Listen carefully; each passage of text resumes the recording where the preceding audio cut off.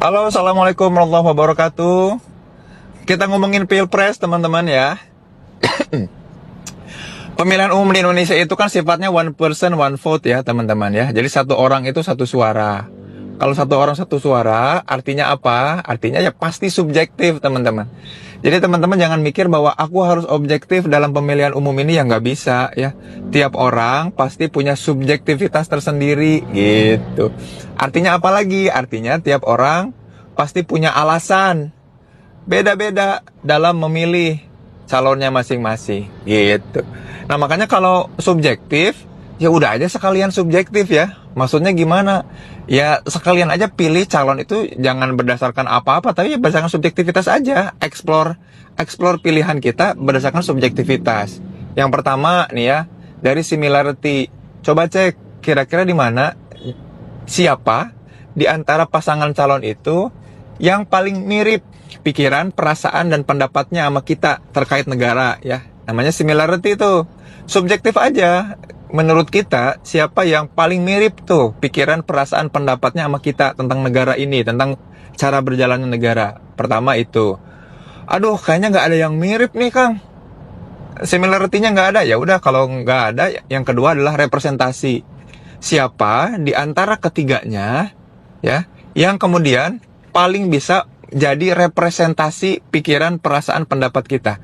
Ya mungkin gak mirip, tapi kurang lebih mereka bisa lah nantinya jadi representasi atau mewakili. Dan subjektif aja, gak usah cari-cari objektivitas data. Udah, terserah kita aja. Kira-kira yang mana menurut kita yang nanti paling mewakili pikiran, perasaan, dan pendapat kita. Itu namanya representasi. Nah yang ketiga, kalaupun ternyata gak ada yang similar, terus kayaknya nggak ada yang mungkin representatif, membingungkan ya, semuanya masih ngeblur ya, masih bias. Ya udah aja berdasarkan ekspektasi. Kira-kira mana di antara salah satu pasangan calon ini, di antara ketiga pasangan calon tadi, yang kemudian paling bisa kita percayai janjinya, paling bisa memenuhi ekspektasi kita tuh. Nah, gitu aja. Similarity, representasi, sama ekspektasi. Dan semuanya subjektif aja, teman-teman. Atau barangkali teman-teman bisa pakai poin keempat nih. Itu yang dipakai sama teman-teman di sosial media ya, yaitu imajinasi. Jadi ada orang-orang yang bilang kayak gini, andai aja pilihan aku ini kemudian jadi doa yang menyebabkan anak-anakku itu, anak dan cucu aku itu, keturunanku itu akan meniru sifat, karakter, dan perilaku mereka. Gitu ya. Karena kan kalau mereka menjabat, otomatis kan akan jadi contoh buat satu negara kan ya. Maka mana di antara tiga pasangan calon ini, nah ini imajinasi aja nih, yang kemudian sikap, sifat, dan perilaku mereka tuh akan nurun dan menular dan akan jadi teladan bagi anak cucuku kelak. Nah, itu imajinasi. Nah, di antara ketiga itu yang mana? Ya pilih aja secara subjektif, karena balik lagi, sistem pemilu di kita itu kan one person one vote.